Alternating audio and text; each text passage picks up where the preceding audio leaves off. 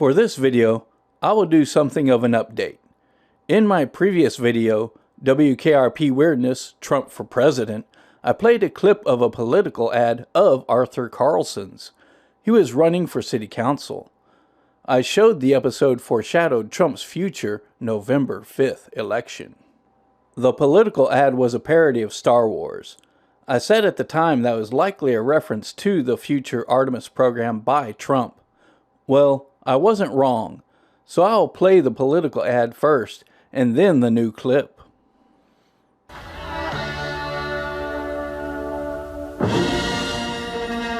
A long time ago, in a city far, far away, Arthur Carlson was born.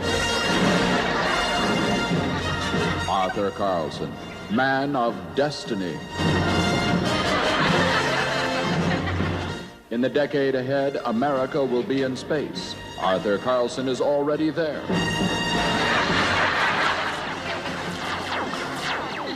Astronaut Neil Armstrong had this to say about Arthur Carlson's bid for city council. It's one small step for man. It was the candidate himself who summed it up best when he said, "Hi, I'm Arthur Carlson." So vote for Arthur Carlson for city council. This announcement paid for by the committee to elect Carlson. Herbert R. Tarlek, chairman.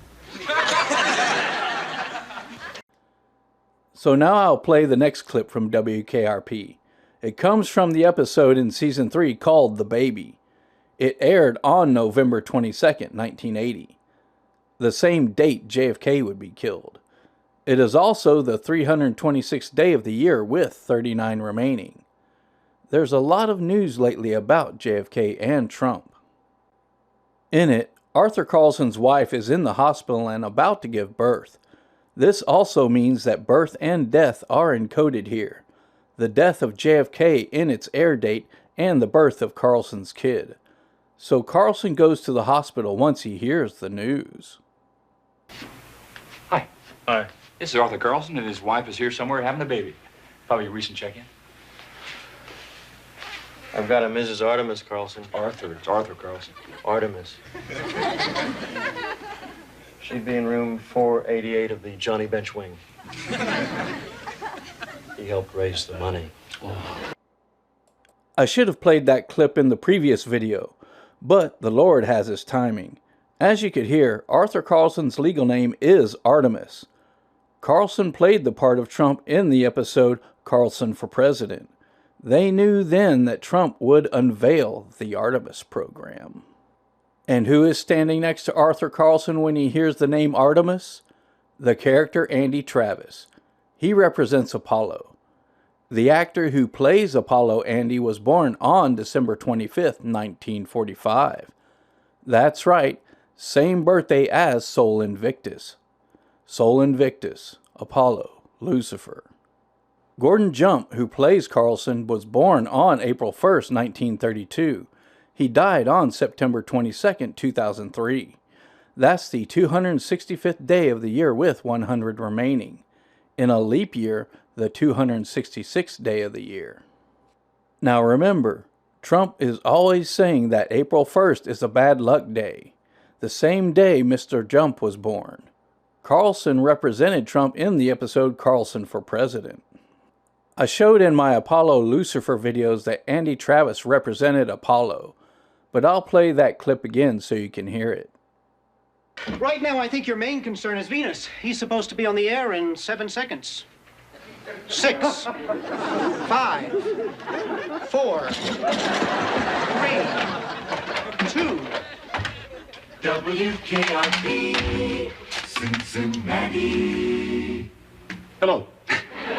Venus Flytrap is not here this evening. However, a very good friend of his will be taking over Apollo Flytrap. So take it away, Apollo. Yes, this is the laid-back soul sound. Let's listen to some really heavy rhythm and blues. Once again, this is the laid-back soul sound of WKRP. In that clip, he took on the persona of Apollo Flytrap since Venus had not shown up to work yet. So, Carlson Artemis and Andy Apollo standing next to each other with twin elevators behind them. the elevators representing time travel because of the reeving cables. Later in the episode, Carlson's baby would be revealed to be his daughter. No name was given. So what is the Artemis program giving birth to? I guess we'll find out. At the beginning of the episode, when Carlson gets the news that his wife is in the hospital, he is in the DJ booth. Apollo Andy, Venus Flytrap, and Carlson Artemis are standing there. Lucifer, Apollo, Artemis. And what is behind them? It's a poster for a techno band called Yellow Magic Orchestra. First off, why is a fictional rock station promoting a techno band?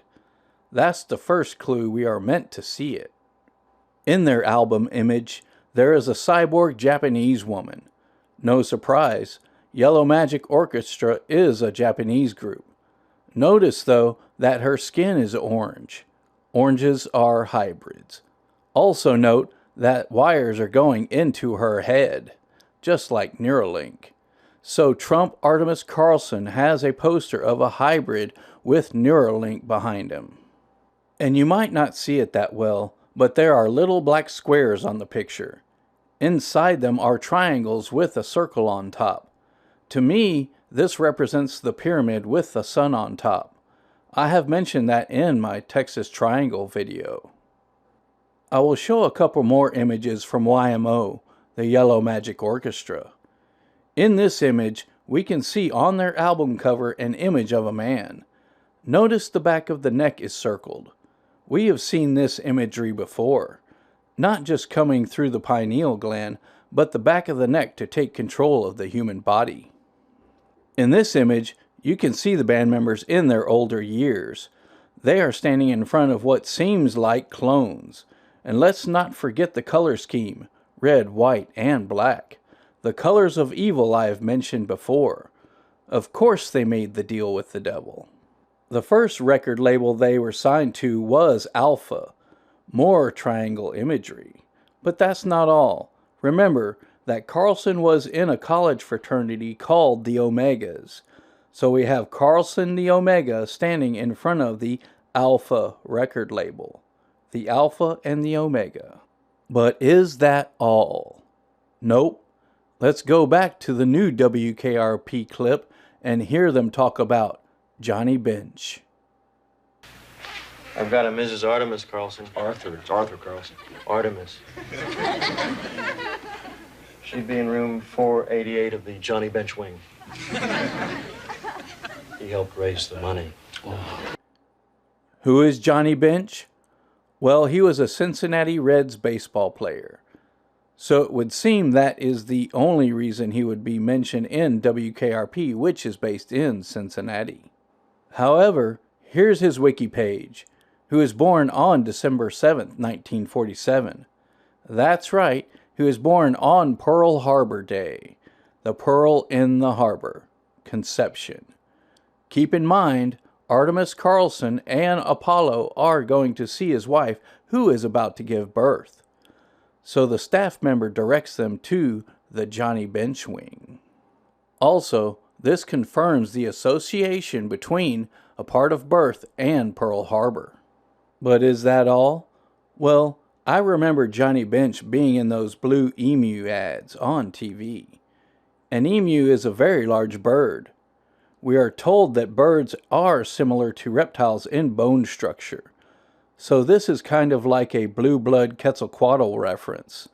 And if you are wondering, yes, Johnny Bench was a Trump supporter. I couldn't find any direct connections between Mr. Bench and Trump, but I did find this. Apparently, there is a black stone bench in Norway with Donald Trump's name on it. This is weird. His name is etched in between the names of the Waldorf Astoria and the village. The particular article I found this in also mentioned Abraham Lincoln and Franklin D. Roosevelt. I also found that there were Trump bench statues for sale. It has a Forrest Gump vibe, doesn't it?